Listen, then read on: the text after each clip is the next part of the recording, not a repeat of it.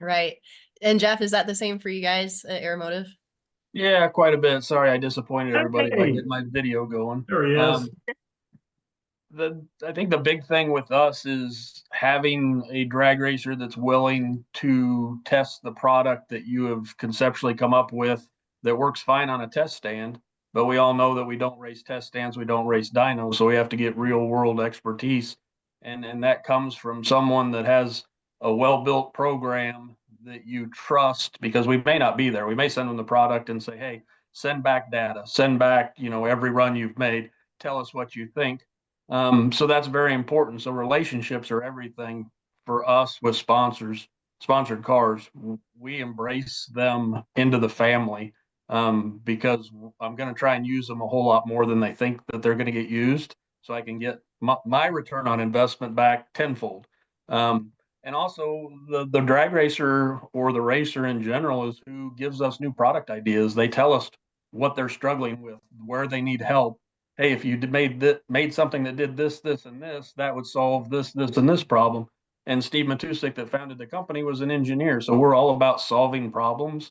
And when you are the only one that can solve that problem, A, you can charge accordingly, and B, it gives you a whole lot of confidence from the consumer that we know what we're doing. hmm Yeah, exactly. Yeah. I know my dad likes to take advantage of that relationship for sure, since you're so close to us.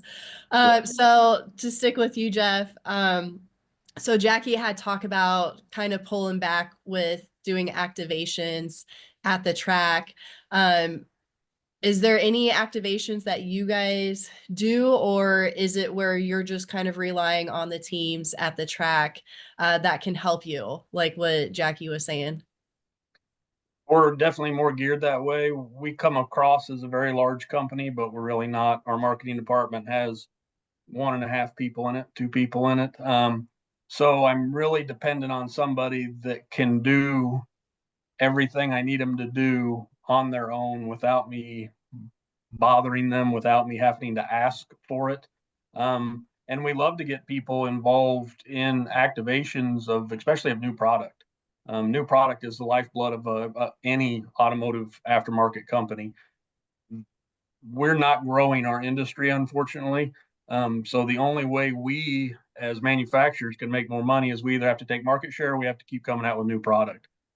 So there was a reason that at one time Aeromotive had 18 employees and 6 of them were engineers. And that wasn't to drive a train, that was to drive new product development. So working with the racer, getting the feedback, them willing to work with us, because we know that a guy goes to a test session, makes 10 passes. If it's a car like yours, Megan, you just spent a ton of money. You know, Right. hopefully you're going there for some other reason besides testing one of my products. So yeah, so without the racer, we don't have a company.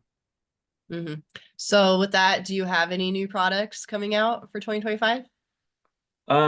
Quick story: we've been bought and sold a couple times by private equity, and we're still trying to get our feet back under our ground. Yes, I have a whole bunch of new product. We consolidated 9 brands to Kansas City, so I have a lot more brands than just Aeromotive.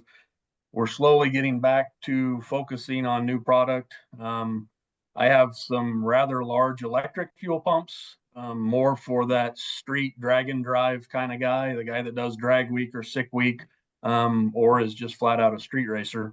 We're working on a 15 gallon a minute electric pump. We have a 10 gallon right now. We're actually working on a 17 gallon electric pump that will be just as happy driving down the road as it is going down the drag strip, using technology that we've developed from our diesel side of our business, to be able to speed up and slow down the pump based on the demand that the vehicle is taking. So yeah, we're going a lot of different directions right now. Like I said, it's the lifeblood of our business, and we've been pretty stagnant. We've come off the COVID high, and now we're in the COVID hangover. So we didn't have to do anything during COVID, just build product. It just flew off the shelf. Well, now we're Yeah. paying for that because now we got to get back to engineering new product.